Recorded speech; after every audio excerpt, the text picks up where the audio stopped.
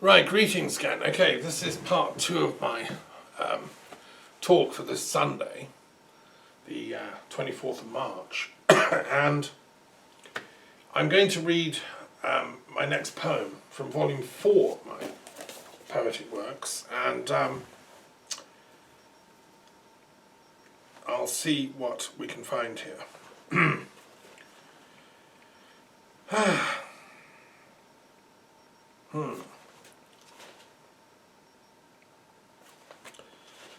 Okay, this is a fun poem. It's called Praise to the A's. I give praise to the A's within the words. You hear them here and everywhere, the silent A that sometimes sounded at the start of things. The first, the primal, absolute.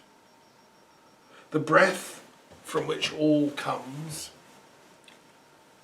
the alpha, chief, the topmost space and spur, the rabbi, the highest branch, and yet the deepest space, a cache, the all. It's round, womb-like, it's merciful, Rahman. It's that which is and was and is to come. It's Allah. Double A's, parading like a gusty wind that double blows, that aches and answers with a sigh. It's the eon, where time comes from and to where returns. It's in the Tao. It's in the waters, gently, caring, curving flow, the source of moments. It's in the gently rocking moving of the womb, where life is nurtured, wrapped with love, the peace that is, that holds. It's in ahimsa, is the pure peace on which we sit and spin, is in nirvana at the end, beyond enlightenments, when it is dark and still, and bliss and love remain, and wisdom. It's in samsara and the wheel within, the of karma, and the laugh of love, the A of aimer and amour. It is the A of human and humanity, and man and woman joined in commonality. It's in the copula, the joining and the cry of recognition, the aha. It's in shunyata and Kabbalah and Ein Sof. I praise the A's. It's in Awen, the muse who mutters us, and in Amen, when all our thanks are done, and in the Aum, who's first and last. It's hidden inside Shiva, as the columned fire shoots forth. It's hidden inside Brahma, as the primal utterance. It's inside all those gods and goddesses, Athena too. It is the highest grade. You get it and you're through. It causes thought, makes peace, stirs seeds, makes rain, is space, is nothing, rien, all, is inside praise itself. It's in Apollo, Anu, Ali, and.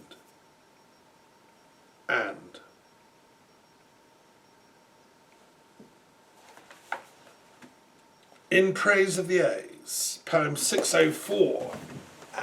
Again, this is trying to say the impossible to say. I mean, you get the point where I'm coming from in my poetry. It's like, it's the metaphysical poets come back, trying to express the inexpressible, like John Donne did with his complex, metaphors and so on. I think we need a poetic renaissance for our time. I'm doing my best single-handedly, but we need some help here.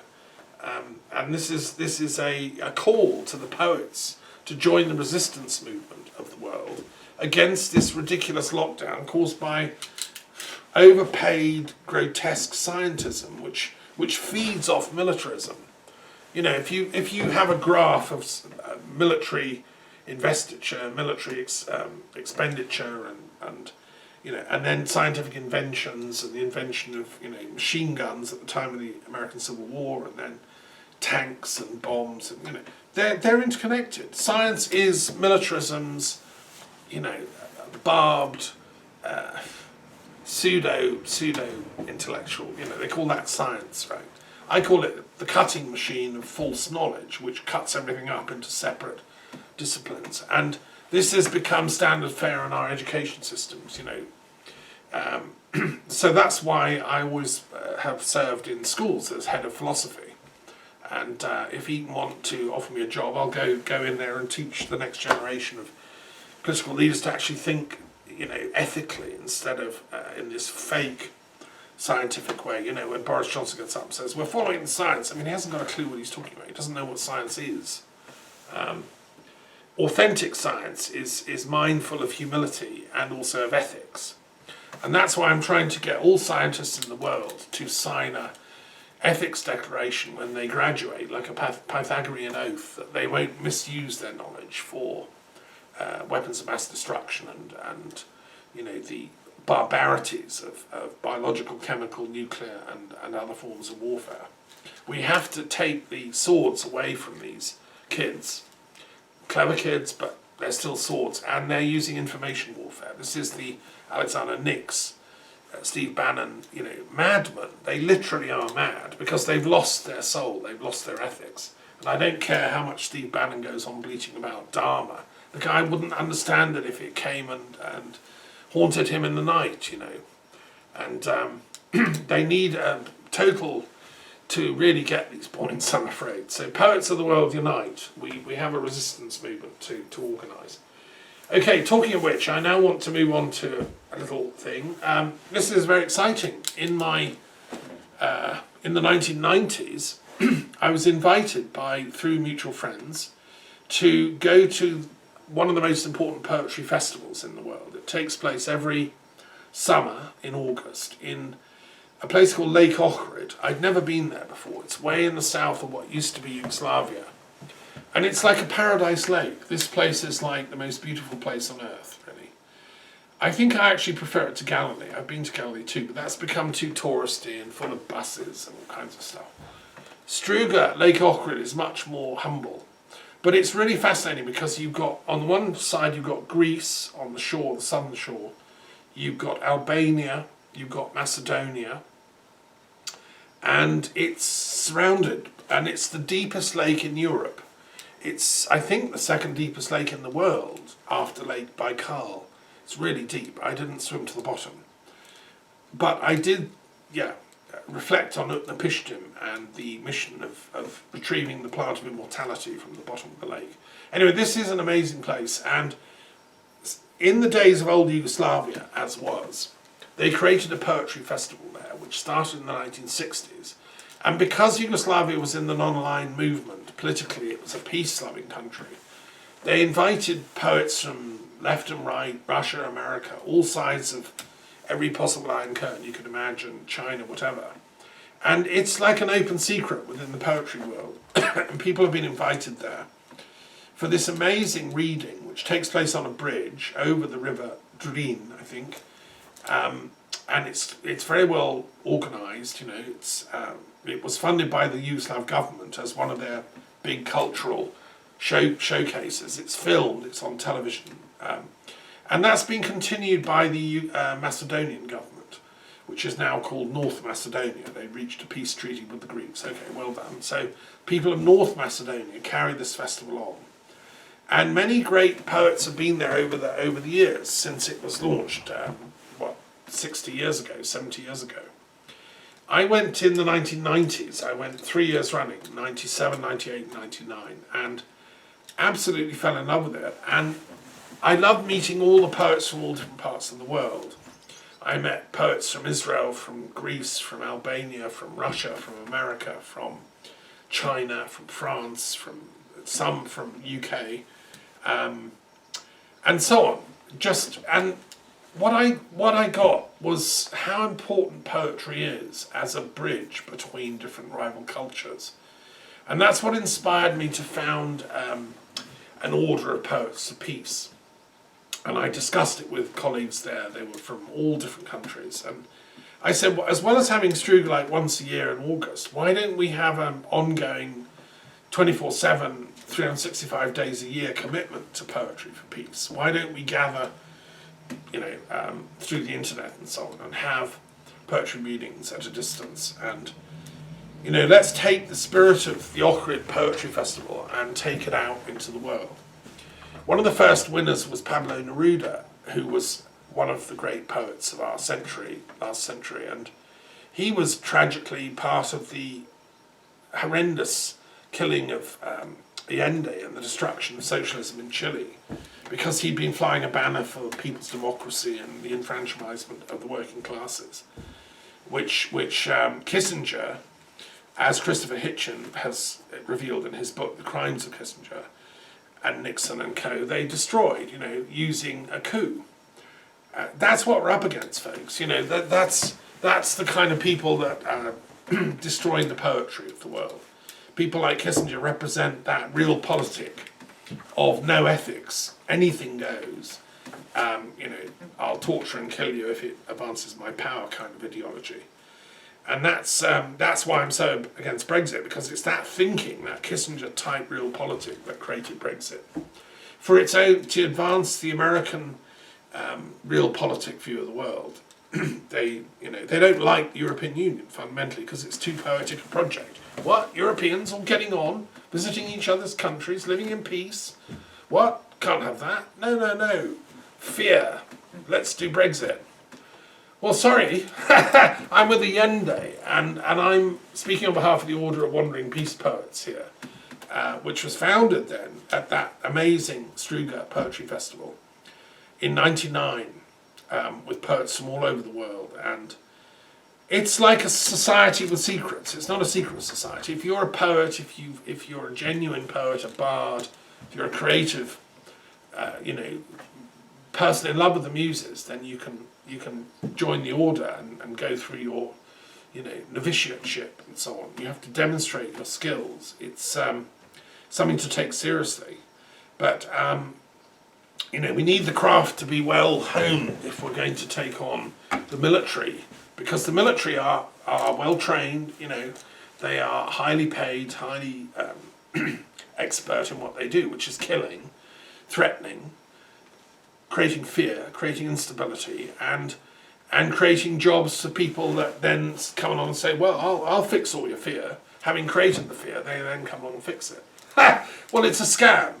And as the Poets of Peace organiser, we're saying, no, sorry, we want more poetry and less warfare, because warfare is a very bad idea, especially now with nuclear weapons. In this last week, I saw a tragic, terrible but extraordinarily moving film, The Man Who Saved the World. And if you haven't seen it, it's about a Russian guy called Stanislav Petkov, I think, who was a major in the Russian army. He was in charge in 1983, which is when I was just starting my peace work in London, active, launching Philosophers and Historians of Peace.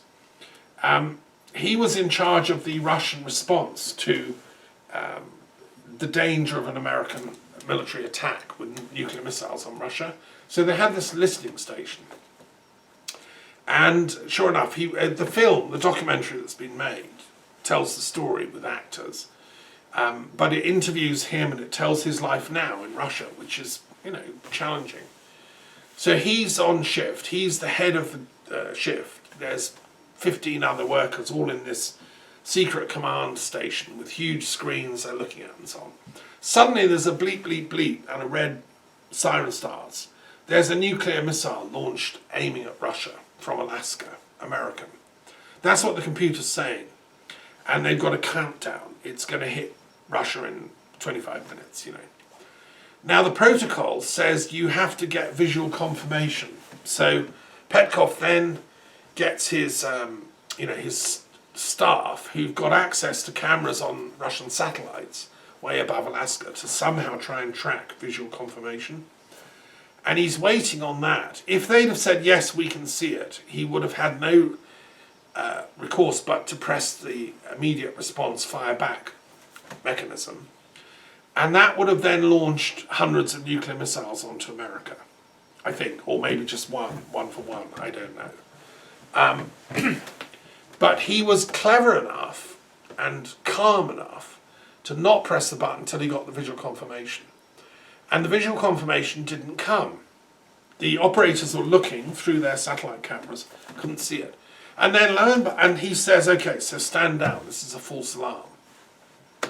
Just when he thinks, thank God, it's all over, there's another missile alarm goes off. More red sirens going. And altogether 5 extra missile launch alarms are triggered. And he's watching the major in charge having a nervous breakdown. Because on him is hanging this huge ethical decision. If he fires back, and by the way, none of them got visual confirmation, he's waiting on it. And the documentary reconstructs this, very nerve-wracking. If he'd have got visual confirmation, he would have had to fire back, and it would have been a full-scale nuclear exchange between Russia and America in 1983. Later in the documentary, it's revealed that estimates by Russians had worked out there would have been half the population of America would have died in the first strike, and half the population of Russia. Because the missiles would have been, traveling in the air at the same time. And 100 million would have died on both sides. And the world would have been rendered uninhabitable because of the debris blown up and the nuclear winter, it's called. So it's not like China would survive and everything. Europe would have gone up too. France, Germany, Britain were heavily populated, nuclear stationed forces are all over the place. That would have been bombed to smithereens too. We would not be here if this Russian major had decided to stand down the protocols. And others in his team were trying to pressure him to push the button. Anyway, later in his life, his wife gets cancer, he resigns from the army. It's a very moving documentary, how human he is. He has trouble communicating to his mother. And in the very end, that's kind of... It's an amazing film about humanity. And it says that only because he listened to his heart did he refuse to fire back. He then goes to the UN and is given a little prize in the documentary film. And he wanted to meet some famous American actors, and he gets to meet them. And that's really moving. So watch that movie, The Man Who Saved the Earth, I think it's called. Very moving. And to me, that's why we should work for peace. That's why I launched Poets for Peace in 1999. And so I'm going to, at that point, read another poem from volume 5 of my work, which I think I have here in front of me. Bear with me.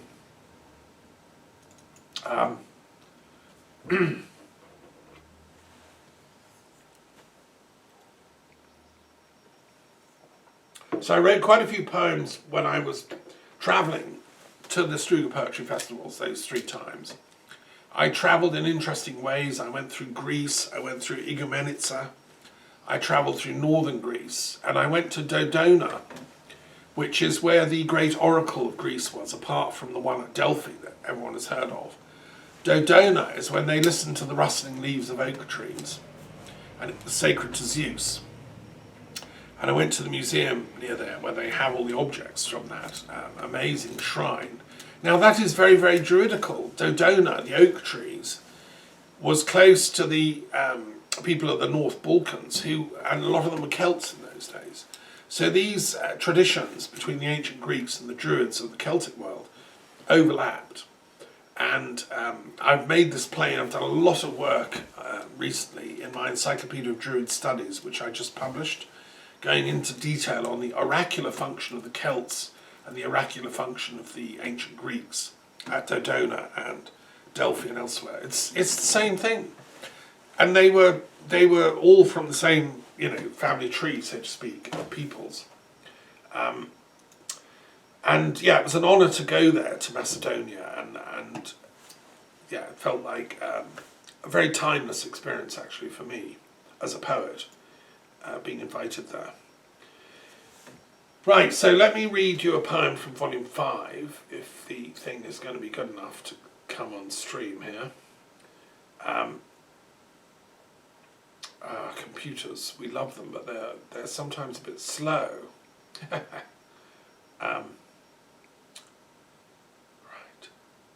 they have their own pace of things. Okay, let's do this one.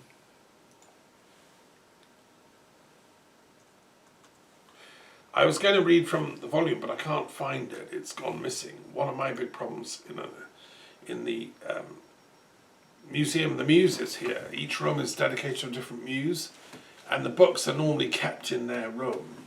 Sometimes they go wandering, or if I have guests come and stay, which I do in normal times, they might relocate a volume, which then requires me to do strenuous searching. But I couldn't find volume 5 in time. However, I have got it in electronic form. Right. Okay, so here's a poem that came in a dream. Now, sometimes I get poetry in dreams. I will literally, there'll be a kind of a dreamscape going on, and then the poem will come. And this is one that I wake up and I spoke into my recording device because it literally came in the dream. It's called Poem from a Dream, 696. We are the circle, O, of the dawn. We are those who have died and are now reborn. We are the light that was crushed and extinguished, but smouldered anew. We are the light that flares up like a fire that's true. We are the soft sound of the wind and the bird that hovers on high. We are the lark with the trilling song ascending into the sky. We are the darkness before the dawn. We are the stumbling words that are not yet formed. We are the truth that shall see off the lies.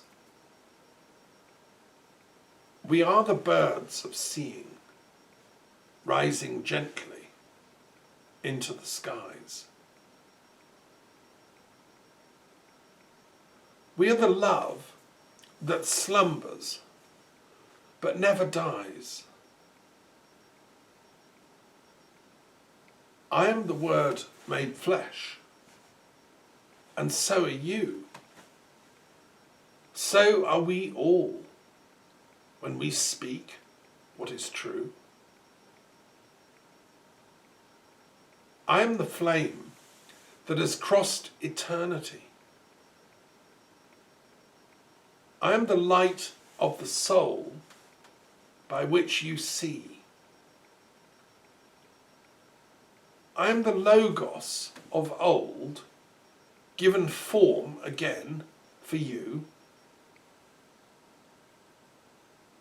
I am the love that bore much, but that still comes through. I am the hope inside the heart of a tree.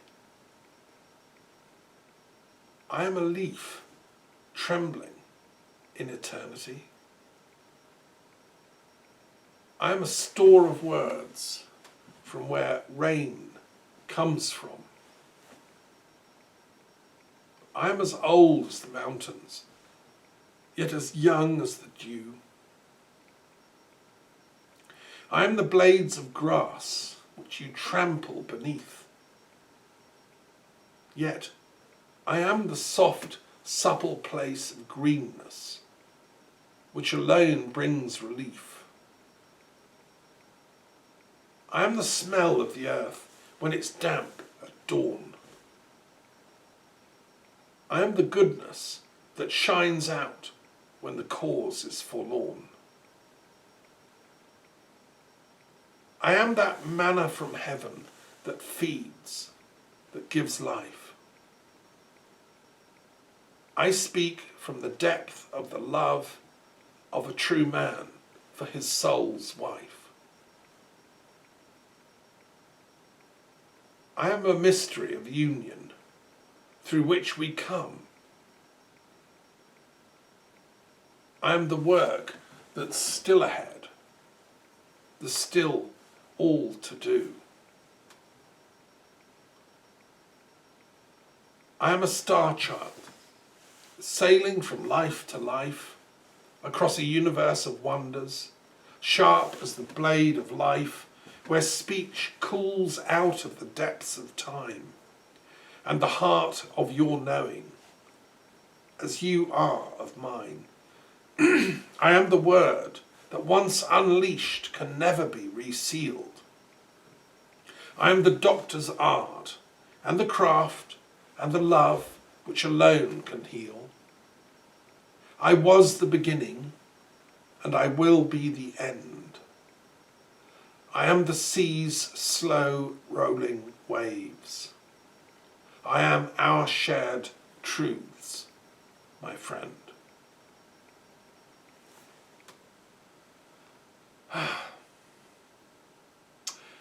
Okay, so that poem is from volume 5 of my works, and I want to say a little bit more about the Scottishness of the muses, because I was, as I say, I lived in Scotland for 7 years before I moved here to France, where I am now, and I feel the Scots have been totally let down by the last few years, this whole Brexit nightmare and the silencing of the Scottish voice in Parliament. I watched with utter dismay as first Theresa May and then this man Johnson, hardly think he qualifies as a human being, actually, some sort of robot paid for by the military elites, who engineered the whole thing, a buffoon. And that's what really annoys me. The system has lost its soul entirely, and the voice of Scotland, that which is the soul of Britain in many ways, has been utterly shafted. There's no other way of putting it. And the leader, all the SNP MPs that were in Parliament over that, over this long haul, were speaking truth, representing their people, and yet being ignored by this baying mass of Tories, which has only got bigger because, of course, they've learned how to gerrymander the system using their skullduggery, the dark arts of Chris Wiley's exposed. They can rig any election from now on. Democracy's gone, people. It's completely gone. So, as a poet living in Scotland, I resonated with the deep truths that the Scottish independence campaign put forward. It took me a while. I'm a Taurian. I'm slow to rev up. I'm not a Gemini that immediately jumps into stuff.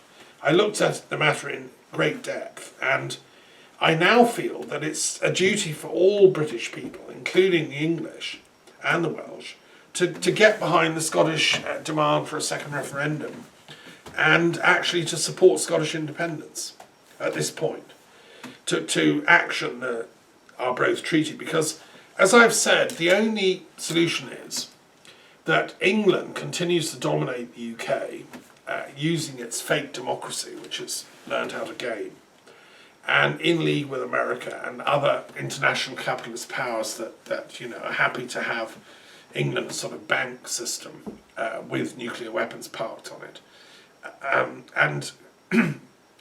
and they will misuse misinformation and essentially sort of psychological warfare games against the Scots, as they're doing with their hounding of Alex Salmond, now a hounding of Craig Murray. Nicola Sturgeon's surviving because she is frightened. She won't say anything now. She knows what will happen. So that what they'll do is they'll pick off all these voices of Scottish independence, and bludgeon them into submission. And this has been going on for a long time. Now, as an English person from London and down south, I'm not happy to see this done in my name. I'm not happy to see the Scots' genuine, heartfelt, poetic desire for independence to be stolen from them in this fake, manipulative and mendacious and immoral way. The BBC have been involved in this, the complete silencing of the intellectual Scottish claims for independence. And I'm appalled. I'm disgusted at what these English, pseudo-English people, because, I'm one of the old school types that were taught to tell the truth, believe in justice, believe in fair play, and believe in Dharma. There's a whole fakery moved in here of people that are lying, deliberately, cheating and scheming, and they're the people behind Brexit. That's why I utterly oppose them with all my poetic craft, my philosophical craft, and my historical craft, and my work as an educator. So it's not going to So this is a call really for all the people in England who realise what's been going on to really get together. And that's why I've suggested this grand coalition of oppositional forces. I did 30 meetings in the House of Lords in Parliament. I've had friends in all parties, actually, and I still have friends that vote for all parties. But I'm saying now, no longer give your vote to the Tories, even if you're culturally a Conservative. They've lost the plot. They don't deserve the name. They're not Tories. They're not Conservatives. These people are destructivists, not Conservatives. They should be voted out of office and declared as an illegal conspiracy against truth, really. The most poetic way to deal with all this is for the oppositional parties to come through and push through a motion that MPs should only be able to tell the truth in future. That's point number one. I'm talking about a poetic revolution in the British Isles. Secondly, the Privy Council, which has been a haven for deceit, manipulation and skullduggery since, when it was first created, probably under William the Conqueror, or before even, it has now become a place to manipulate people through fear. And so I'm saying televise the Privy Council and put all the members of it on the same oath of truth-telling as Parliament. Because more and more the Tories have been using the Privy Council to push stuff through, which is, outrageous. It's breaking up the rule book of the Constitution. I'm also saying we need a written Constitution, and that should be written up. I'm also saying that the House of Commons as we know it should now become the House of Parliament simply for England. Forget the joke that it represents the people. No, it doesn't.